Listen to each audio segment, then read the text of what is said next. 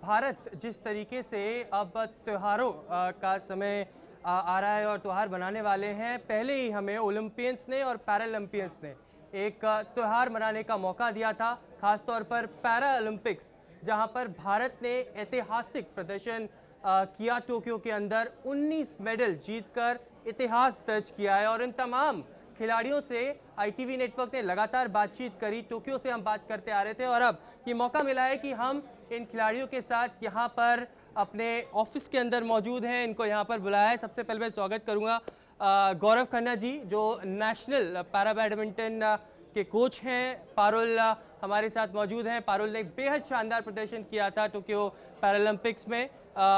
पलक भी हमारे साथ मौजूद हैं। हरविंदर सिंह, जिन्होंने पहली बार आर्चरी के अंदर भारत को पदक जिताया, ब्रोंज मेडल जीतकर वो भारत लौटे। निशात कुमार हमारे साथ मौजूद हैं। निशात ने हाई जंप में सिल्वर मेडल जीता और भारत को गौरवान्वित किया। टीम इंडिया के कैप्टन सत्यनारायण जी, जिनको बहुत सारे एथलीट्स अपने गुरु मानते हैं, इनसे शिक्षा लेते हैं, मरियप्पन से लेकर शरद कुमार, जिन्होंने इस बार टोक्यो पैरालंपिक्स में मेडल जीता, उनके भी गुरु और मेंटर हमारे साथ मौजूद हैं और इनसे चर्चा करेंगे कि किस तरीके से यहाँ पर भारत ने ये कमाल करके दिखाया है। सबसे पहले हरविंदर, आपसे मैं जानना चाहूँगा, आर्चरी एक ऐसा खेल है जहाँ पर हमें कभी भी मेडल नहीं मिला है, लेकिन आपने एशियन गेम्स में जिस तरीके का प्रदर्शन किया उसको बरकरार रखा। अब भारत लौटने के बाद किस तरीके से स्वागत हुआ आप लोगों का, क्या फीलिंग्स हैं, क्या इमोशंस हैं यहाँ पर आने के बाद, कितना सम्मान मिला? प्रधानमंत्री से भी आपकी मुलाकात हुई। जी, बहुत बहुत धन्यवाद। एक्चुअली मेडल जीतने के बाद टोक्यो में जितनी खुशी हुई थी, लेकिन जब भारत पहुँचे, अपने लोगों के बीच में पहुँचे, अपने देश में पहुँचे, तो वो खुशी कई गुना ज़्यादा बढ़ गई अपने लोगों का प्यार देखकर, उनका स्वागत देखकर।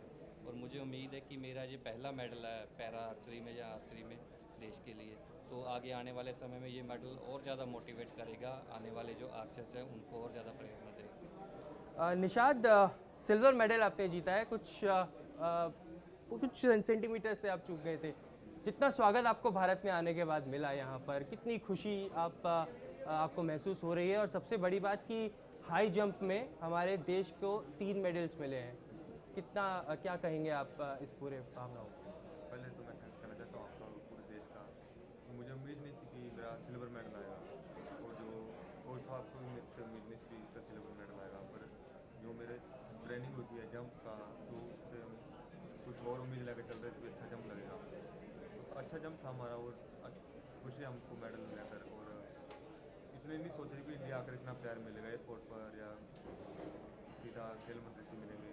बहुत प्यार मिला लोगों को, इतना सोचा नहीं था। फर्स्ट टाइम मेरे साथ ऐसा हुआ, मेरे पैरा गेम था और सिल्वर मेडल मैंने जीता है। गौरव खन्ना, आपसे हम जानने की कोशिश करेंगे। 7 खिलाड़ी आप लेके गए थे, 2 गोल्ड, 1 सिल्वर और 1 ब्रोंज मेडल से आप वापस लौटे हैं। जो कंटिंजेंट लेके गए थे, पूरा विश्वास था कि 5 से 6 मेडल आ जाएंगे और साथ में सारे खिलाड़ी सेमीफाइनल्स तो क्वालिफाई कर ही गए थे। इतना यकीन था इस कंटिंजेंट के ऊपर? कितनी प्रैक्टिस, कितनी हार्ड वर्क और कितना ज़्यादा आपने इन खिलाड़ियों के साथ जो खून पसीना एक करके टोक्यो गए थे, उसका आज नतीजा आपको लगता है कि साकार हुआ है? देखिए, सबसे पहले तो मैंने जाने से पहले ही कमिटमेंट 5 मेडल का करके गया था, जिसमें 3 गोल्ड मेडल शामिल थे। और हमारा प्रदर्शन फाइनल डे यानी कि 4 तारीख तक ऑलरेडी चल रहा था कि हम 6 मेडल प्राप्त कर लेंगे। हालांकि हमारे 7 में से 6 खिलाड़ी ऑलरेडी सेमीफाइनल पहुंचे हैं, और सेमीफाइनल का मतलब अगर आप बॉक्सिंग में लेंगे, टेबल टेनिस में लेंगे, तो सेमीफाइनल पहुंचना ही एक मेडल विजेता होता है। बट अनफॉर्चुनेटली पलक का मैच और तरुण का मैच हम लोग जो क्लोज हारे ड्यूज पे मार्जिन से 23-21 और ड्यूज करके, थोड़ा अनफॉर्चुनेट था। बिल्कुल हाथ में आया हुआ मेडल था, पर कुछ ड्रिफ्ट थी एयर में, जो भी कारण रहा, बट वो नहीं प्राप्त कर पाए। But I am so happy कि 7 में से 6 खिलाड़ी सेमीफाइनल खेल रहे हैं, और पदक तालिका को 4, अगर पीसीआई टोटल 19 मेडल हम लोग देश के लिए प्राप्त कर रहे हैं, उनमें से 4 की योगदान लगभग 20 से 25% की बैडमिंटन की है। उम्मीद थी, क्योंकि हम लोगों ने कोविड के टाइम पर भी हमारी ट्रेनिंग स्टॉप नहीं हुई थी, हमारा डेडिकेटेड स्ट्रक्चर है, तो हम उसी बायो बबल में लगातार ट्रेनिंग कर रहे थे। मुझे कॉन्फिडेंस और ज़्यादा था, पर इस बार जो कमियां हुई उससे सबक लेकर हम लोग अगली बार इससे बेहतर प्रदर्शन करके दिखाएंगे। पलक, प्रधानमंत्री से आपकी बात हुई, प्रधानमंत्री ने एक स्पेशल ट्वीट किया आपके लिए, इंस्पिरेशनल जर्नी ऑफ पलक का। क्या कहेंगे आप, इतना बड़ा सम्मान इतनी कम उम्र में, क्या जर्नी आप देखते हैं अभी तक आपकी टोक्यो पैरालंपिक्स में? बड़े नज़दीक से आप चूक गए मेडल से, लेकिन फिर भी क्या कहेंगे, कितनी खुशी हो रही है आज आपको इस मुकाम तक पहुंचने पर? देखिए, डेफिनेटली बैडमिंटन मेरी लाइफ में आया ही एक ब्लेसिंग की तरह था। 2016 में मैं गौरव सर को एक मॉल के बाहर मिली थी एंड तब मुझे पहली बार पैरा स्पोर्ट्स के बारे में पता चला था। बट उस टाइम पे रियलाइजेशन नहीं था कि पैरा स्पोर्ट्स एक इतना बड़ा प्लेटफॉर्म है या वाकई में कुछ है। तो मेरे को 7-8 मंथ्स लगे उस चीज़ को एक्सेप्ट करने के लिए एंड फिर एक इंसिडेंट हुआ मेरे स्कूल में जिस चीज़ ने मेरे को ईगो पे ला दिया कि या तो मैं ट्राई करती हूँ और प्रूव करती हूँ, बिकॉज हर समय बाहर निकाल दिया जाता है कि मतलब लड़की हो, लग जाएगी दूसरे हाथ में, गिर जाओगे तो मतलब एक सेल्फ इंडिपेंडेंट लाइफ नहीं जी पाओगे। सो आई थॉट कि मैं ट्राई करती हूँ, अगर तो ट्राई करके कुछ कर लिया तो it will be good. So उस बात को ईगो लेके I went to my parents और मैंने उन्हें बोला कि मेरे को खेलना है ना, आप कॉन्टैक्ट ढूंढो।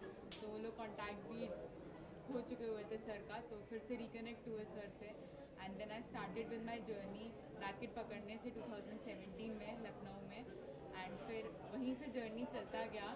और आज मेरे को लगता है कि मैं बहुत ब्लेस्ड हूँ कि पीएम सर ने हमारे जाने से पहले भी मुझसे इंटरेक्ट किया था और आने के बाद भी उन्होंने इंटरेक्ट किया था एंड आई थिंक ये बहुत ही अच्छा फीलिंग है। लाइक हमारे देश के प्रधानमंत्री हमसे बात कर रहे हैं, हमें मोटिवेट कर रहे हैं। सो इससे बड़ी बात आई डोंट थिंक सो कि कोई और हो सकती थी हम लोगों के लिए।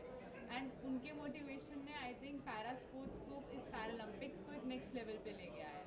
अगर वो सपोर्ट कर रहे हैं, आई थिंक मेरे पास इतने सारे लोगों के कॉल्स आ रहे हैं, लोग आ रहे हैं, फ़ोटो खिंचा रहे हैं, वो लोग मेरा नाम जानते हैं, वो मेरी स्टोरी जानते हैं। सो आई थिंक ये बहुत ही ज़्यादा एक गुड थिंग है जो हमारे पैरा स्पोर्ट्स के लिए हो रही है। एक इतनी सी उम्र में इतना मुकाम हासिल करना वाकई में एक इंस्पिरेशनल चीज़ है। सत्या जी, मैं आपके पास आऊँगा, लेकिन गौरव जी कैसे ढूंढ लेते हैं आप? मॉल के बाहर आपको पलक मिली, आपने सुहास एलवाई से कहीं ऐसे ही मुलाकात कर ली, और भी प्रमोद भगत को भी ऐसे ही आप मिले, कैसे आप ऐसे टैलेंट्स को ढूंढ लेते हैं? देखिए, जर्नी स्टार्ट हुआ तो अभी पैरालंपिक कमेटी ऑफ इंडिया बहुत काम कर रहा है इस क्षेत्र में, लेकिन इस कार्य क्षेत्र का दायरा इतना बड़ा है कि वो लगभग नेवर एंडिंग है। अगर सेंसस पे चले जाएं तो 2011 में एक सेंसस हुआ था, लेकिन अगर आज भी मुझसे एज अ कोच पूछा जाए कि आप मुझे बताइए कि केरल में या तमिलनाडु में आपके पास पैरा बैडमिंटन का कौन सा बच्चा 12 साल से कम का है या 12 से 14 साल की रेंज में है, तो शायद मैं नहीं बता पाऊंगा, क्योंकि हमारे पास ऐसा कोई सेंट्रलाइज्ड डेटाबेस नहीं है। तो नो डाउट कि मैं हूँ, चाहे सत्या जी हैं, हम लोग एज अ कोच इतना विजनरी हो गए हैं, इस पैशन में इन्वॉल्व होते होते ऐसा हो गया है कि सड़क पे जाते हुए भी हमारी नज़र अगर ऐसा होता है तो पड़ जाती। सत्या जी इस बात को मानेंगे कि हम लोगों को आदत हो जाता है कि हम लोग देखते हैं यार ये है, ये SUV खेल सकता है। ये ज़रूर है कि एक अनजान इंसान जैसे पलक की फैमिली जा रही है और मैं जाके अप्रोच कर रहा हूँ, तो भारत में जैसी रीढ़ियाँ हैं, जैसे सोच है, उसको नकारात्मक क्षेत्र में भी कई बार ऐसा भी हुआ है कि मैंने एक द्वार लड़की को बोला रुको रुको रुको, गाड़ी में मैं भगाया, रोका और वो डर गई, वो और तेज चली गई। मैं पीछे पीछे गया उसके, फिर रोका पर वो फिर चली गई। फिर तीसरी बार मुझे लगा अब मैं रोका तो वो पुलिस बुला लेगी। तो फिर ऐसा हुआ। ये किस्मत की बात है कि इस ओलंपिक में 3 खिलाड़ी मनोज, पलक एंड सुहास ऐसे हैं जिन्होंने जो शायद ऊपर वाले की डेस्टिनी लिखी थी उन्होंने, तो ये किस्मत से मुझे प्राप्त हुए और मैं इनसे मिल पाया। पर भारतवर्ष में कितने ऐसे खिलाड़ी आज भी घूम रहे होंगे जो शायद मुझे और सत्या जी जैसे कोचेस को ढूंढ रहे होंगे और हम लोग उनको ढूंढ रहे हैं। तो ये जो ब्रिज है हम लोगों के बीच का, ये मीडिया का बहुत बड़ा योगदान है कि इसको आप लोग पूरा कर पाएंगे। और जो इस बार आप लोगों ने रोल मॉडल्स यहाँ पर इस पैरालंपिक के ज़रिए हो गए, आप लोग प्रेरणा के स्रोत बनेंगे और मुझे पूरी उम्मीद है कि आगे भी हम लोग उन खिलाड़ियों से संपर्क स्थापित कर पाएंगे। सत्यनारायण जी, आप बहुत सालों से पैरालंपिक बॉडी से जुड़े हुए हैं।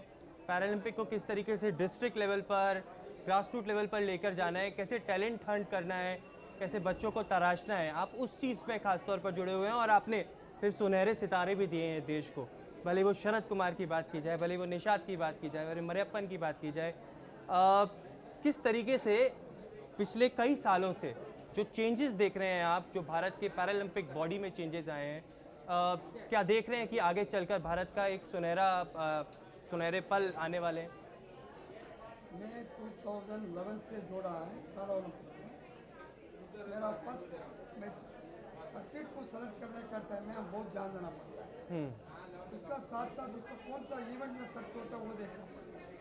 इसे डिफरेंटली एबल्ड का ऐसा है, अलग अलग डिफरेंटली एबल्ड एथलीट का अलग अलग है पैरा एथलीट। ये इवन ये 46 निशाद है और एक 46 खिलाड़ी आए तो भी वो 46 का खिलाड़ी आए तो भी उसको अलग ट्रेनिंग होता है, इसको अलग ट्रेनिंग होता है। सेम थिंग 56 वाला को अलग होता है, 51 को अलग होता है। ये डिसेबिलिटी समझने के लिए बहुत टाइम लगता है। Again in the rural area हमारा कंट्री में मैं एक नेशनल एथलीट भी है, इंडिया इंटरनेशनल एथलीट भी है। रूरल में हमारा बहुत टैलेंट है और रूरल को वाला को ढूंढ के लेके आना पड़ता है। इंडिया में डेफिनेटली अभी इस टाइम नीरज मेडल जीता है। इस कंट्री के लिए एक मेडल का काफ़ी नहीं है, इस कंट्री में आना चाहिए गोल्ड ही 20 मेडल गोल्ड आना चाहिए। वो टैलेंट है, नेचुरल है, हमारा गवर्नमेंट सपोर्ट है, CSR सपोर्ट है, बट हमारा फिजिकल एजुकेशन टीचर को भी हम एक्टिवेट करना पड़ता है। कल भी मैं प्राइम मिनिस्टर ऑफ इंडिया को यही बोला, सर तब तक हमारा फिजिकल एजुकेशन टीचर को हम एक्टिवेट नहीं किया तब तक हमारा कंट्री स्पोर्टिंग कंट्री नहीं बना सकता। बिल्कुल बिल्कुल बिल्कुल। एक ओवरऑल इंफ्रास्ट्रक्चर की ज़रूरत है जो चेंज करने की बात सत्यनारायण जी यहाँ कर रहे हैं। हरविंदर, आपकी कहानी भी बड़ी इंस्पिरेशनल रही है। आपने जब 2018 में मेडल जीता था तब मेरी आपसे बात हो रही थी, आपने कहा था कि इस कलर को अब मैं चेंज करना चाहूँगा, और पैरालंपिक्स में कभी नहीं सोचा था कि आपको मेडल आ जाएगा। उस दौरान आपने मेरे से वादा तो नहीं किया था, लेकिन वहाँ से जो पर्सनल आपके स्ट्रगल्स रहे, क्योंकि हर पैरा एथलीट के पर्सनल स्ट्रगल्स भी रहते हैं, वो जर्नी किस तरीके से रही है, क्या कुछ बताना चाहेंगे ऐसे दर्शकों को आप? जी एक्चुअली वैसे तो अभी मेडल जीत लिया है, तो जितनी भी अब तक की मेहनत की मुश्किलें कठिनाइयाँ थी तो वो अभी उन सबको पार किया है तो ज़्यादा बुरा नहीं लगता, क्योंकि मेहनत सफल हुई है। लेकिन पिछले कुछ साल के दौरान वैसे तो एक खिलाड़ी का जो जीवन होता है वो मुश्किलों कठिनाइयों से भरा होता है, चैलेंजिंग होता है। खिलाड़ी तब बनता है क्योंकि जब वो चैलेंजेस एक्सेप्ट करता है। तो 2019 में हमने क्वालिफाई किया था पैरालंपिक्स के लिए। उसके बाद जब लॉकडाउन हुआ पहली कोविड लहर के दौरान, तो सारा कुछ बंद था, मैं भी घर पे ट्रेनिंग करने लग गया। लेकिन जो हमारी डिस्टेंस होती है एरो शूट करने की वो 70 मीटर होती है। अच्छा। 70 मीटर पे हमें निशाना लगाना होता है। तो फिर मैंने खेतों में अपना टारगेट लगाया, खेतों में आर्चरी रेंज खेतों को कन्वर्ट किया, वहाँ पे प्रैक्टिस की 2 से 3 महीने। उसके बाद अक्टूबर में हमारा कैंप लग गया था। लेकिन फिर दोबारा जब दूसरी लहर शुरू हुई तो वही 1 साल का समय था, ठीक उसी समय अप्रैल में हमारा कैंप ब्रेक हो गया कोविड के कारण। तो मैंने दोबारा फिर कहीं और प्रैक्टिस करने की बजाय, क्योंकि मैं सेफ़ रहूँगा, घर पे रहूँगा, बायो बबल में रहूँगा, तो फिर मैंने उसी टाइम उसी जगह पे खेतों में दोबारा प्रैक्टिस की। और मुझे इस बात की खुशी है कि एक किसान का बेटा खेतों से प्रैक्टिस करके उसके बाद कैंप्स में आके टोक्यो में मेडल जीत कर रहा है। देखिए, पंजाब के किसान हैं तो खेतों के अंदर आर्चरी यानी तीरंदाजी की प्रैक्टिस की और उसके बाद टोक्यो के अंदर मेडल जीत के लाए। एक बहुत ही यहाँ पर खुशी की बात है। निशाद, आप की भी जर्नी बहुत ही ज़्यादा रोमांचित रही है और स्ट्रगल भी रहे हैं उसमें। हाई जंप में किस तरीके से आपको का आना हुआ और कब आपने सोचा कि मुझे पैरा एथलीट बनना है, मुझे इन गेम्स में जाना है, वो सफ़र कैसा रहा है आपका? मैंने 2009 में गेम स्टार्ट करी स्कूल में, और हाई जंप से मैंने स्टार्ट की थी, हाई जंप और रनिंग से। तो काफ़ी स्ट्रगल था मेरे। मैं भी खेतों में पाजी की तरह प्रैक्टिस करता था अपने गांव में। ग्राउंड तो नहीं था, खेतों में ट्रेनिंग करता था। स्कूल में जिस टाइम स्कूल में ट्रेनिंग करता था। और मुझे पैरा स्पोर्ट्स का एक्चुअली पता नहीं था कि पैरा स्पोर्ट्स होते हैं। जब 2016 में पैरा ओलंपिक गेम होते उसमें 4 मेडल आए थे इंडिया के, जिसमें 2 मेडल हाई जंप के थे, वरुण सिंह भाटी और मरियप्पा का। तो वहाँ से मुझे पता चला कि मैं भी इसमें खेल सकता हूँ, या फिर मैं इंडिया को रिप्रेजेंट कर सकता हूँ, अच्छा कर सकता हूँ, लेकिन मुझे अच्छी कोचिंग मिलेगी। तो 2017 में मैंने पंचकुला की ताउदेला स्टेडियम में ट्रेनिंग ली। वहाँ पर कोच थे मिस्टर नसीम सर और विक्रम सर, तो उनका काफ़ी सपोर्ट रहा मुझे। तो 2018 में मैंने पहला पैरा नेशनल खेला जिसमें मेरा सिल्वर मेडल था। और 2019 में इंटरनेशनल कॉम्पिटिशन खेला, वर्ल्ड ग्रैंड प्रिक्स दुबई में गोल्ड मेडल था। और पंचकुला में मेरे को काफ़ी कठिनाई आई थी, और पिछले 2 साल से मैं Bangalore science national coaching camp में सत्यनारायण जी के पास ट्रेनिंग कर रहा हूँ।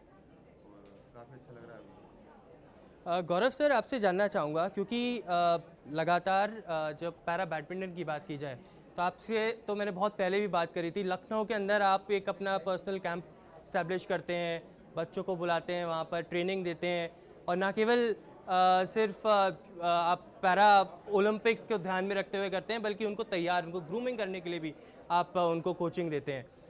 किस तरीके से आपको आज वो क्षण याद आते हैं या कोई मूवमेंट्स याद आते हैं पुराने, जब आपने इन लोगों को एक तरीके से उनको टच कर लिया था कि हाँ पलक है या फिर आपके पास तरुण है, प्रमोद भगत हैं, ये श्योर शॉट मेडलिस्ट है? देखिए, मैं पैरा बैडमिंटन कोच बनने से पहले मैं नेशनल का चीफ कोच था for Indian deaf team. Already country को रिप्रेजेंट कर चुका हूँ 2 डेफ ओलंपिक्स में और उसके पहले भी एक ओलंपिक्स में मैं ऑलरेडी कोच था। उसके अलावा world championship, Asia Pacific championship और उसके अलावा मैं एशियन डेफ टीम का भी कोच था for China, Indonesia, Korea, Malaysia, Chinese Taipei. ये सब प्लेयर्स मेरे अंडर में कैंप किए हैं एशियन टीम के, जब एशिया वर्सेस यूरोप इवेंट होता है वहाँ पर। 2015 में जब मैं पैरा बैडमिंटन में एज अ कोच साई ने मुझे अपॉइंट किया जी। तो साई गांधीनगर में जब कैंप दिया उन्होंने वर्ल्ड चैम्पियनशिप से पहले, तो मुझे ये एहसास हुआ कि ये प्लेयर्स को अभी कोई प्रोफेशनल ट्रेनिंग का पता ही नहीं है। इनफैक्ट वो अपने अपने घर से ट्रेनिंग करके आ रहे थे और जो थोड़ा सा कर पा रहे थे, क्योंकि कंपटीशन लेवल उस समय कम भी था काफ़ी, बिल्कुल, तो वो परफॉर्म कर रहे थे। बिल्कुल। बट क्योंकि पैरालंपिक कमेटी के एफर्ट से ऑलरेडी टोक्यो का पार्ट बन चुका था पैरा बैडमिंटन और मैं ऑलरेडी इस फील्ड में काफ़ी एक्सपीरियंस था, तो मुझे मालूम पड़ गया था कि ये जो अभी कंपटीशन लेवल है ये 4 साल में बहुत ज़्यादा बढ़ने वाला है जी। तो सबसे पहला कार्य ये था कि मेरा सारे प्लेयर्स को एक प्लेटफॉर्म पे लाकर ट्रेनिंग स्टार्ट कराना था।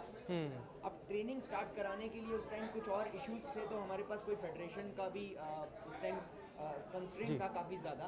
तो सबसे पहले तो हमने स्पोर्ट्स कॉलेज लखनऊ में बात करके कुछ कॉन्टैक्ट्स ढूंढकर वहाँ के गेस्ट हाउस में सब प्लेयर्स आ गए, वहीं पर हम लोग रहने लगे, ट्रेनिंग स्टार्ट करा दिया। ट्रेनिंग स्टार्ट करते करते अच्छा परफॉर्मेंस हुआ जी। एशियन गेम्स में जब हमारे 9 मेडल आए तो हम लोग फिर बाबू बनारसी दास शिफ्ट कर गए। जब हमारे पास कुछ सपोर्ट आना शुरू हो गया, OGQ से आ गया, स्पोर्ट्स से आ गया, वहाँ जैसे शिफ्ट हुए तो साल भर वहाँ ट्रेनिंग किया तो वर्ल्ड चैंपियनशिप 19 का बहुत अच्छा रिजल्ट आ गया। तब मुझे लगा कि ये अब टाइम आ गया है कि हमको अभी एबल बॉडी खेलते हैं हम लोग, बाद में खेलते हैं बचे हुए टाइम में। बिल्कुल बिल्कुल तो इमीडिएटली हमें चाहिए अपना सेंटर, तो हम लोग ओमेक सिटी शिफ्ट कर गए। वहाँ पे जब किराए के घर में रहने लगे तो यहाँ कील मत गाड़ो, यहाँ ये मत करो, ये डिसेबल फ्रेंडली नहीं है, कोर्ट का इंतजाम हो गया था। जी जी जी। फिर रिकवरी एस्पेक्ट था। गौरव जी, आपसे बात जारी रहेगी। इस वक्त एक ऐड का वक्त हो गया है, लेकिन इन पैरा चैंपियन से बातचीत हमारी लगातार जारी रहेगी। रुकते हैं एक छोटे से ब्रेक के लिए।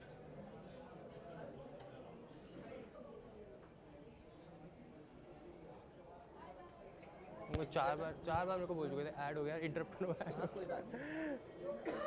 अब बस ये लास्ट सेगमेंट है सर। एक वो कोचेस वाला सवाल लूँगा मैं। कोचेस वाला क्या? ड्यूज़ सत्या भाई चलो। सत्या सर, कोचेस वाला ड्यूज़ वाला सवाल लूँगा मैं आपसे, जो 2017-18 से क्लियर नहीं हुआ है ना। उनका अथॉरिटी ज़्यादा बढ़िया है उनका। मोदी सर ने कहा है सत्या है तो सब होगा। मैं चिल्ला, मैं गलत बोला हुआ था ये। बहुत सत्या है तो कोई चिंता नहीं। ऐश्वर्या जी, मेरा वो था कि मैं हरियाणा से हूँ, पंजाब बोला था ना आपने। हाँ हरियाणा से अगर कुछ बात नहीं अभी बोलिए। ये उसको कौन बोला क्या बोला हमारे को पता है। गलत बोल दिया। पर वो गलत हाँ यार, sorry, I am really sorry. ठीक कर लिया, बाद में सुधार लिया करेंगे। अभी मुझे ये बचा हुआ छोटा सा पार्ट कंप्लीट करना मैं करके आपके पास ही आऊँगा, फिर मैं सत्या के पास। सोचो 30 सेकेंड्स।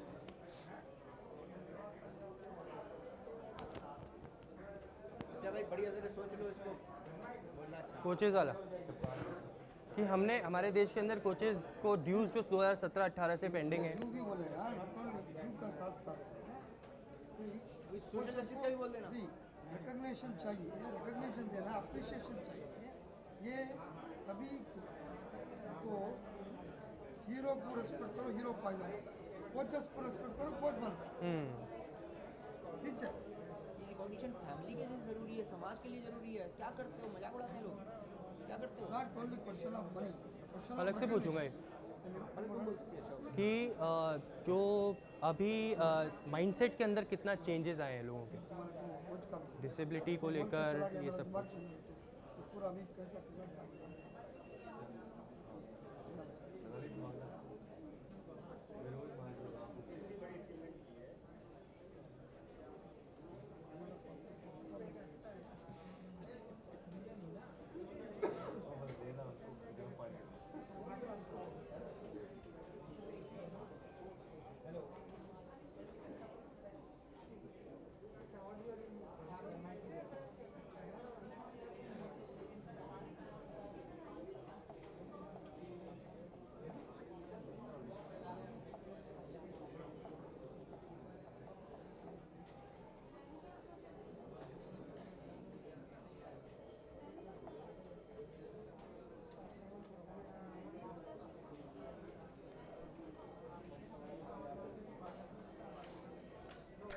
इनसे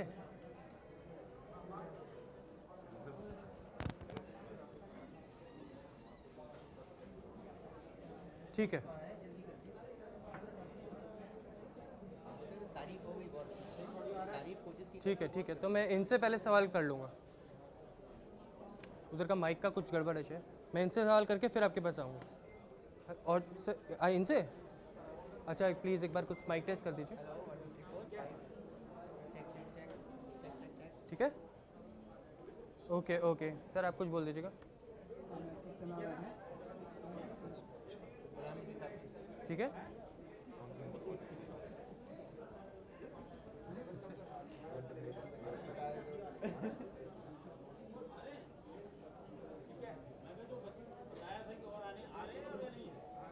आ रहे सर, वो आ रहे हैं अभी।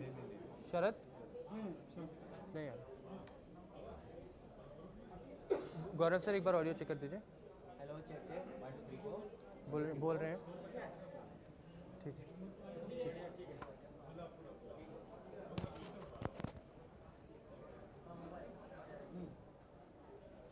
ये ऐसा है, खिलाड़ी लोग का कैसा समस्या है, कोचेस का भी बहुत समस्या है।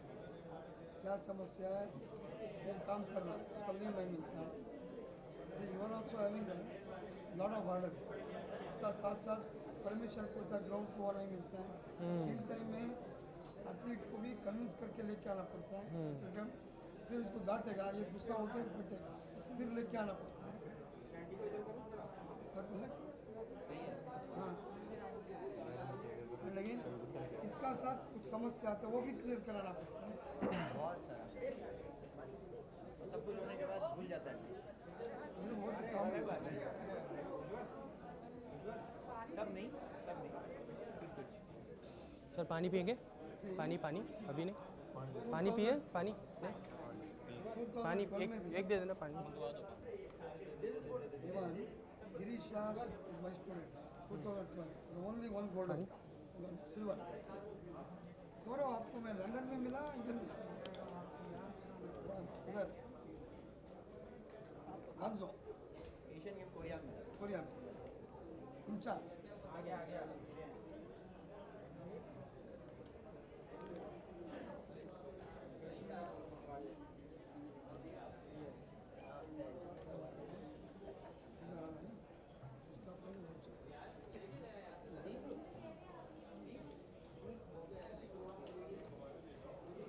में भी मैं आया इसको।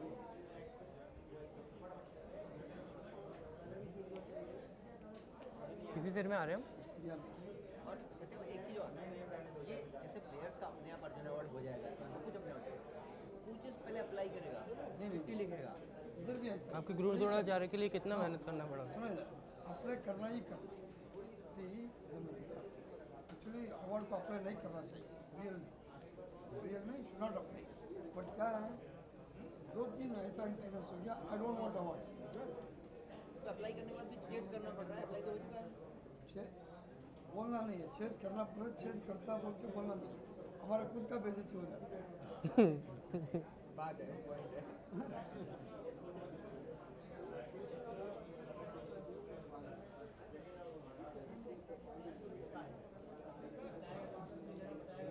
फ्लाइट बहुत देर में, कितने बजे की? 6 बजे। अभी 3 बजे निकलना तो पड़ेगा ही। कितनी देर लगेगा? यहाँ से 45 मिनट्स।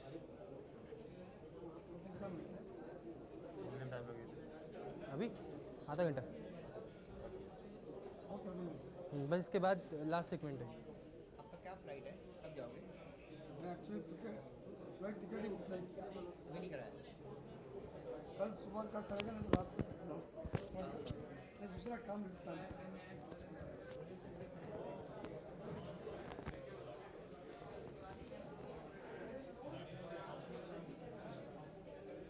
ब्रेक इतने लंबे लंबे ऐड होते हैं ना। ठीक है, उसी के लिए ये कर रहे हो। इसके लिए वो नहीं हो रहा, उसके लिए ये हो रहा है। तनख्वाह जरूरी है मिलनी, वो नहीं हुआ तनख्वाह मिलनी मुश्किल है। Exactly sir. हेड आप लोग चलाते हैं? हम लोग भी हाँ, हेड आप ही चलाते हैं, पीछे से चलती है? हम लोग मतलब पीछे से आते हैं, फिर ये लोग चलाते हैं यहीं पर। जरूरी है, नहीं तो फिर हमें ऑटो करके आना पड़ता है। तो अपनी गाड़ी थोड़ी चलती है। मैं पहले भी स्टूडियो में आया, वो ये नहीं था, वो दूसरा। पहले कोई दूसरा था यहाँ ऑफिस? दूसरा ऑफिस था यहाँ? हाँ नहीं, ऑफिस यही था, ये जगह नहीं था, एंकर दूसरा को जगह। एंकर को नहीं एंकर नहीं, ये ऑफिस दूसरा। मतलब ये प्लेटफॉर्म बनाया ना उन्होंने, स्टेज बनाया है इसके लिए, ये स्क्रीन लगा के। ये प्रोजेक्ट टीवी है ना, ये एलईडी है, एलसीडी है। 2016 में भी आया। हमारा शो बढ़िया चल रहा है, खूब एडवर्टाइजमेंट दिखा रहे, रोके लोग देख रहे हैं।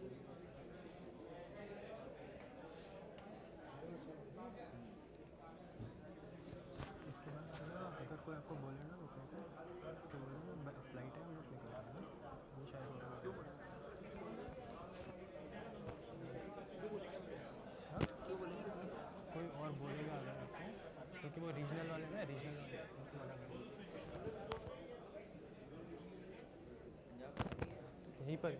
यहीं पर हमारे पंजाब या अरे हो तो गया है ना, हो तो गया।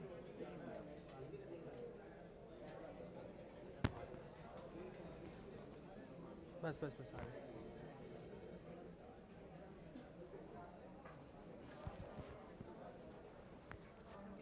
हेडलाइन आ रही है। हेडलाइंस के बाद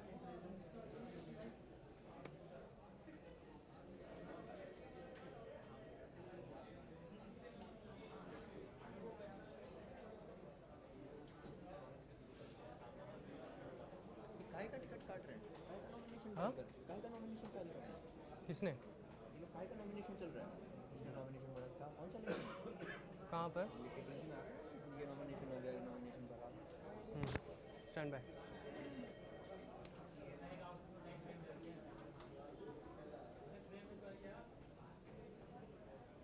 जारी है लगातार हमारी इन पैरा चैंपियंस के साथ बातचीत, और हम बात कर रहे थे गौरव खन्ना के साथ, जो अपना सफ़र बता रहे थे किस तरीके से लगातार इतने पैरा चैंपियंस को इन्होंने प्रोड्यूस किया है लखनऊ में रहते हुए। आप अपनी बात पूरी करें, फिर हम पारुल से बात करेंगे, पलक से बात करेंगे।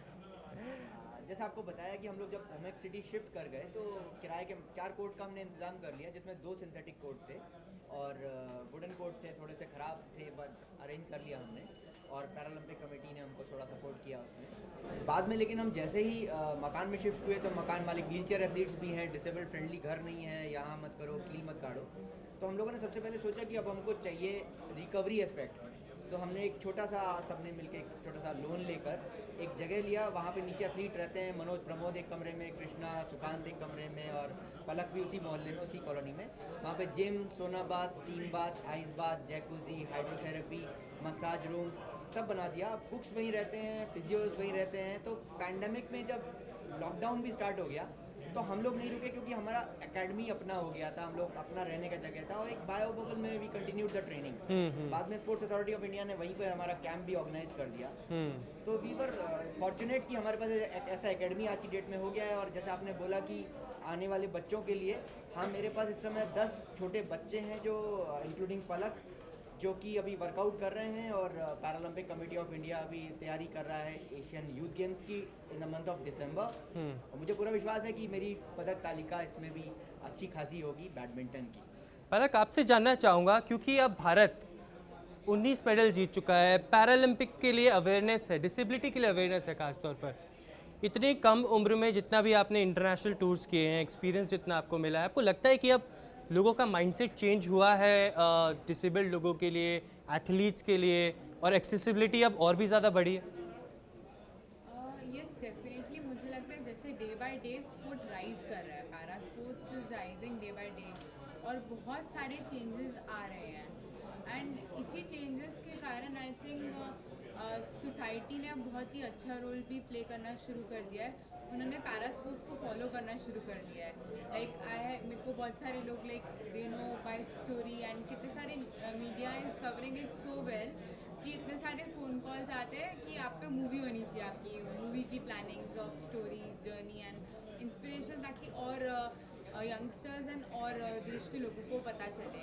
एंड साथ ही साथ हमारे साथ काफ़ी सारे ब्रांड्स भी एसोसिएट कर रहे हैं जो कि हमारे कोई ब्रांड एम्बेसडर्स, जिन्होंने कई ब्रांड्स ने मुझे भी लिया है, सो दैट वो अवेयरनेस क्रिएट कर रहे हैं डिसेबिलिटी के बारे में भी और उसके बियॉन्ड जाकर हम लोग के अंदर क्या एक्स्ट्रॉर्डनरी टैलेंट्स है उसको हाईलाइट करके। सो आई थिंक ये सबके लिए एक बहुत ही अच्छा मैसेज है, because being a girl I think challenges बहुत ज़्यादा होते हैं एंड डिसेबिलिटी के साथ चैलेंजेस और बढ़ जाते हैं। सो फ्रॉम माई पार्ट मैं जितना जहाँ पे भी सोशल कैंपेन्स में I can promote Beti Bachao, Beti Padhao and बेटी खिलाओ, मैं उसे एट दी फुलेस्ट कर रही हूँ एंड आई विश कि और भी लोग हम लोगों को जुड़ें एंड ताकि हम इस कैंपेन जो कि पीएम सर ने इसको स्टार्ट किया है हम उसे एक नेक्स्ट लेवल पे लेके जा सकें, बिकॉज जो थिंकिंग है वो हम ही से स्टार्ट होगी। अगर हम लोग बोलेंगे, हम लोग इंस्पायर करेंगे यूथ को कि वो कर सकते हैं, तभी वो सोच सकते हैं कि वो कर सकते हैं एंड तभी शायद वो एक इनिशिएटिव लेंगे कुछ करने का। सो उन लोगों के लिए भी एक रोल मॉडल उन फील्ड्स में बनने चाहिए। लाइक पहले पैरा स्पोर्ट्स के बारे में किसी को नॉलेज नहीं थी, अब हमारे पास फीमेल पैरा एथलीट्स भी हैं जिन्होंने मेडल्स जीते हैं और मेल एथलीट्स तो डेफिनेटली हैं ही हैं।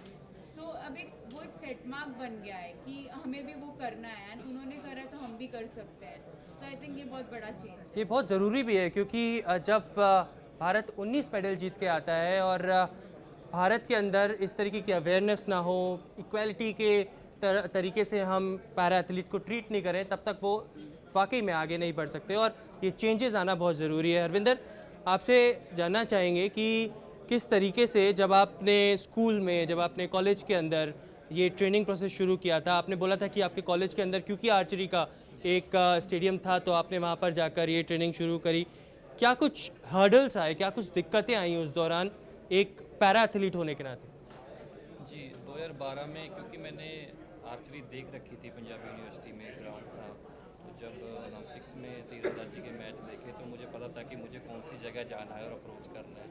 वो साहब ने पहली ही बात में मुझे बोलते कि ठीक है हम आपको ट्रेनिंग करवाएंगे और तभी से ट्रेनिंग जारी थी। लेकिन हार्डल्स ये आई कि मैंने 2012 में शुरू किया, लेकिन मेरा पहला इंटरनेशनल कंपटीशन जो मैंने इंडिया को रिप्रेजेंट किया वो 2017 में था।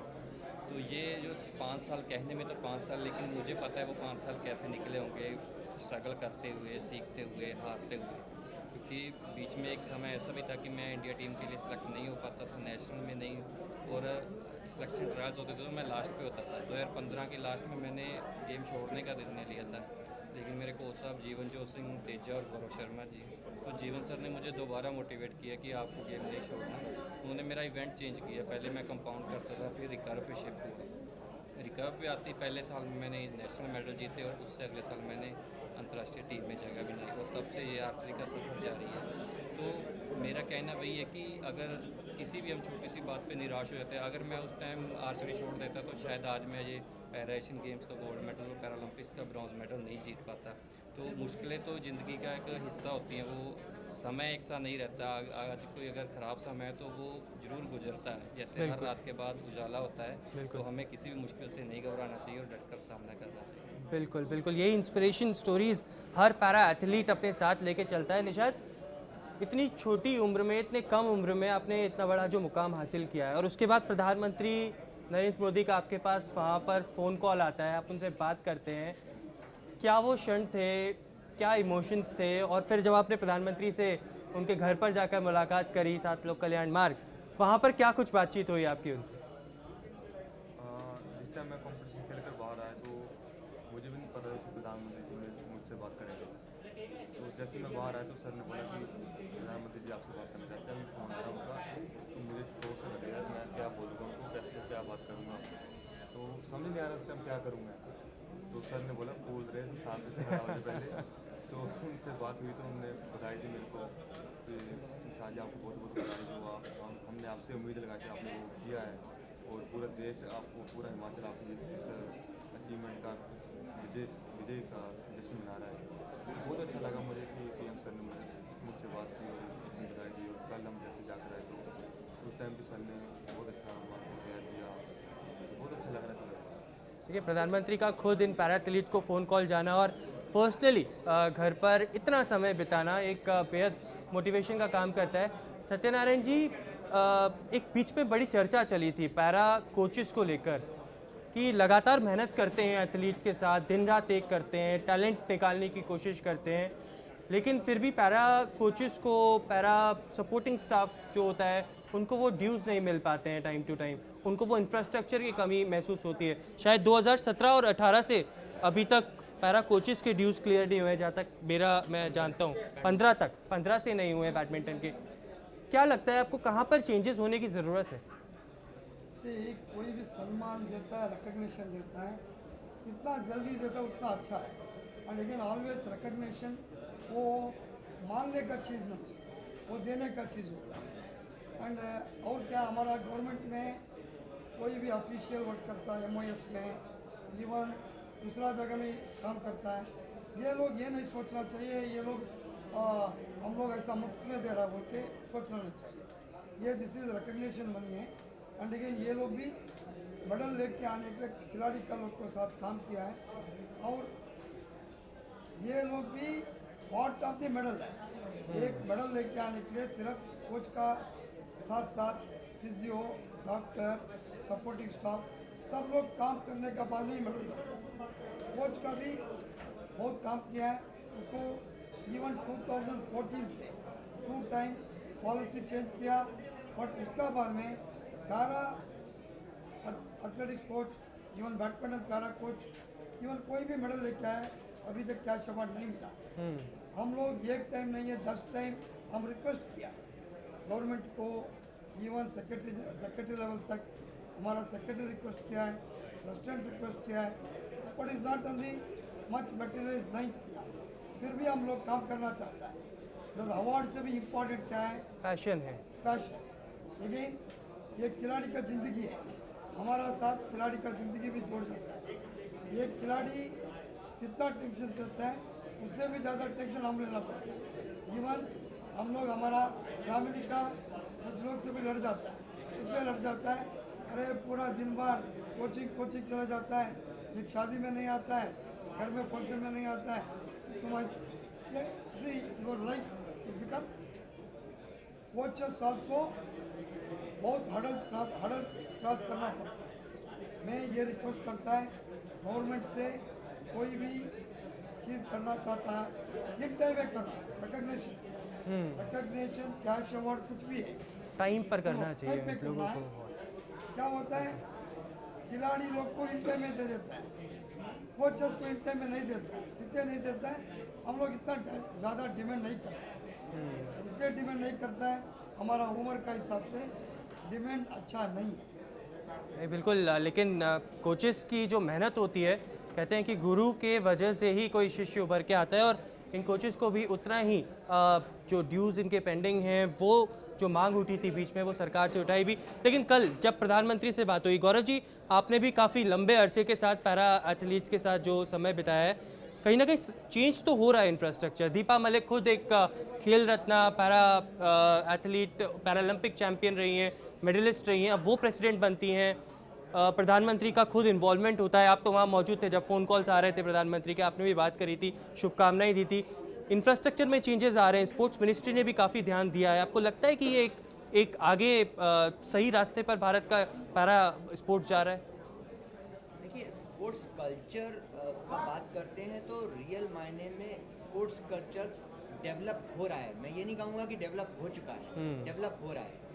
जब एथलीट्स यहाँ पर ट्रेनिंग कर रहे हैं तो साई के एथलीट मैनेजर इन पर्टिकुलर पूछ रहे हैं कि भाई क्या करना है, क्योंकि Paralympic committee of India as a national sports federation and apex body for para sports जो कर सकता है वो कर रहा है।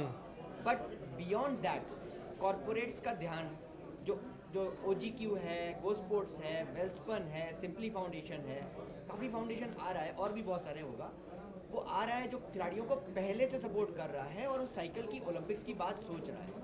Point number 1। नंबर 2, गवर्नमेंट ने टॉप टीम स्टार्ट कर दिया है, खेलो इंडिया स्टार्ट कर दिया है और देर आर डिफरेंट चैनल जहाँ पे गवर्नमेंट भी एथलीट्स को सपोर्ट करना चाहता है। कैच देम यंग, ये भी एक किरण रिजिजू सर जाते जाते एक स्कीम को इम्प्लीमेंट कर गए थे। अब उसके बाद जब खिलाड़ी यहाँ से इंडिया से डिपार्ट हो रहा है तो भारत का मुखिया, भारत एक 135 करोड़ की जनता वाला देश है, अनएम्प्लॉयमेंट, माल न्यूट्रिशन, भुखमरी और कितनी सारी प्रॉब्लम्स ऑलरेडी हम लोग फेस कर रहे हैं, बावजूद उसके there is a allocated budget for the sports और उसमें भी पैरा स्पोर्ट्स को इक्वल अटेंशन। प्रधानमंत्री सर विशेष देते हैं कि आप लोग जा रहे हो, खेल के आओ, मेडल की चिंता मत करो, डू योर बेस्ट। आप वहाँ जाते हैं, मेडल जीत रहे हैं, प्रधानमंत्री सर फोन करते हैं, बहुत बढ़िया, आपने कमाल कर दिया है और बहुत अच्छा लगा है हमको, अच्छा करके आइए। आप लौट के आते हैं तो प्रधानमंत्री सर कहते हैं आओ हमारे साथ नाश्ता करो और एक एक आदमी से इंडिविजुअली बात करते हैं। History has been created by our prime minister. कल जब बात हुआ तो मैंने सर से कहा सर आपने सारा काम कर लिया, यहाँ पे जितना रियल लाइफ हीरोज है सबका एक एक स्टोरी है। पर अगर हमारे प्रधानमंत्री सर का देखा जाए उनका भी एक स्टोरी है जो कि बहुत मोटिवेशनल है, कम नहीं है किसी हीरो से। सो इन एनी केस इतना इन्वॉल्वमेंट, इतना मिनिस्ट्री का इन्वॉल्वमेंट, इतना साई का इन्वॉल्वमेंट, इतना अपने मिनिस्टर सर का, और everyone is involve now. By name वो बुला रहे हैं, सत्या बाय नेम बुला रहे हैं इनको, बाय नेम पलक को बुला रहे हैं, बाय नेम गौरव को बुला रहे हैं। तो in any case culture is changing. और मीडिया, हम टोक्यो में थे, जैसे ही खिलाड़ी ने मेडल जीता मोबाइल जंक हो गया मैसेजेस से, फोन पे फोन, मीडिया बात कराओ, उनसे बात कराओ। इट वॉज लाइक दैट कि एक फेस्टिवल चल रहा है, होली दिवाली, और मैसेज आए जा रहे हैं, जवाब नहीं दे पा रहे, भैया माफ कर देना हम आपको रिस्पॉन्स नहीं कर पा रहे हैं। So this has been done by you guys. यही तो खुशखबरी है जो इन तमाम पैरा चैंपियंस ने हमें दी है। पलक ऑन अ लाइटर नोट, जब आप टोक्यो से आए, वहाँ से जब आप जीत कर आए, पूरी कंटिजेंट बहुत खुश थी, किस तरीके से सेलिब्रेशन किया था? क्या पार्टी हुई थी? किस तरीके से तमाम कंटिजेंट ने यहाँ पे सेलिब्रेशन किया था?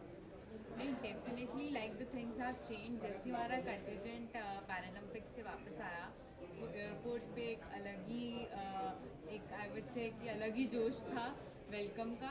एंड उसके बाद फॉलोड बाय जो स्पोर्ट्स मिनिस्टर सर का high tea, Narendra Modi sir से मिलना, आई थिंक ये सब चीज़ें एक चेंज ला रहा है। एंड ये सब चीज़ें हो रही हैं, वो लोग इनिशिएटिव ले रहे हैं, तो यही एक आई थिंक सो एक मेन स्टेप है जो लोगों का सोच बदल रहा है कि अगर हमसे प्राइम मिनिस्टर सर बात कर रहे हैं, हमसे स्पोर्ट्स मिनिस्टर सर अपना कीमती समय निकाल कर हम खिलाड़ियों को दे रहे हैं, तो लोग भी सोचते हैं कि यार इनका भी कुछ खेल है। सो वो भी उसके अंदर डेप्थ में जाते हैं कि अच्छा ये एथलीट कौन सा स्पोर्ट्स खेलता है, कौन सा पैरा स्पोर्ट्स है, उनका क्या जर्नी है। तो आई थिंक ये चीज़ें बहुत बदल रही हैं एंड आई थिंक ये एक बहुत ही अच्छे गुड वे में एक अच्छा स्टार्ट है। आई थिंक इसने बहुत ज़्यादा मोटिवेट कर रहा है और ये हमारी इंजॉयमेंट को और दुगना कर देता है कि अब मेरे अंदर और क्रेज़ आ गया है कि अपनी और ट्रेनिंग पर और ध्यान देने का। एंड डेफिनेटली 2024 पर और आइज जमा कर देखते हैं। बिल्कुल हरविंदर, आप तो हरियाणा से आते हैं और हरियाणवी लोग भी हमें बहुत सारे सुन रहे हैं। एक तीर अंदाजी जिस तरीके से आप बिल्कुल 10 on 10 मारते हैं, क्या बोलना चाहेंगे आज अपने हरियाणवी भाई बहनों को हरियाणवी भाषा में? हरियाणवी तो मुझे नहीं आती, लेकिन फिर भी मैं धन्यवाद करना चाहूँगा। पंजाबी बोल सकते हैं। ਥੈਂਕ ਯੂ ਸੋ ਮਚ ਜੀ, ਸਾਰਿਆਂ ਦਾ ਬਹੁਤ ਬਹੁਤ ਧੰਨਵਾਦ ਜਿਨ੍ਹਾਂ ਨੇ ਵੀ ਇਸ ਮੈਡਲ ਜਿੱਤਣ ਲਈ ਸਪੋर्ट ਕੀਤੀ। क्योंकि सर एक खिलाड़ी जब मेडल जीतता है ना, वो सिर्फ उसी की मेहनत नहीं होती, उसके बराबर ही मेहनत उसके कोचेस की होती हैं और एक पूरा स्टाफ होता है, आपके फिजियो न्यूट्रिस्ट जितने भी होते हैं, आपके स्ट्रेंथनिंग कंडीशनिंग के होते हैं, और सबसे ज़्यादा सपोर्ट आपकी एसोसिएशन का साई PCI का रहता है। और मैं बात करूँ तो जो आपको ट्रेनिंग में सपोर्ट करते हैं, जैसे मुझे टॉप्स और OGQ सपोर्ट कर रहे थे, तो शायद इन सारी सपोर्ट के बिना ये मेडल जीतना मुमकिन नहीं था। तो मैं समझता हूँ कि मैं धन्यवाद करना चाहूँगा आपके माध्यम से जिन्होंने भी हमारे मेडल जीतने में आज तक हमारा सपोर्ट किया। चलिए, बिल्कुल बहुत अच्छा लगता है इन पैरा एथलीट से बात करने पर, इन पैरा चैंपियन से बात करने पर, क्योंकि एक ऐतिहासिक प्रदर्शन भारत का। 19 मेडल भारत ने पहली बार पैरालंपिक के इतिहास में जीते हैं। अभी तक अगर टोक्यो से पहले बात की जाए तो सिर्फ 12 मेडल भारत के नाम थे, लेकिन एक ही पैरा ओलंपिक में 19 मेडल जीतकर इतिहास दर्ज किया है। तमाम जो चैंपियंस हैं उनसे हम बात कर रहे थे, उनके स्ट्रगल्स जान रहे थे, और ये यकीनन तौर पर ये बातचीत कर हमें समझ में आया कि अब जब पेरिस 2024 होगा तो ये 19 मेडल कहीं ना कहीं दोगुने होंगे, क्योंकि जो इंफ्रास्ट्रक्चर की कमी थी अब वो सुधरेगी, और तमाम जो सरकार है और जो लोग इन लोगों के पीछे, इन पैरा एथलीट्स के पीछे लगातार ध्यान देते हैं, वो भी आगे चलकर और ध्यान देंगे। थैंक यू सो मच, आप सभी लोगों का बहुत बहुत धन्यवाद हमसे बातचीत करने के लिए और हमारे स्टूडियोज़ में आने के लिए। हम चाहेंगे कि आप बेहद उम्दा प्रदर्शन आने वाले समय में भी करते रहें।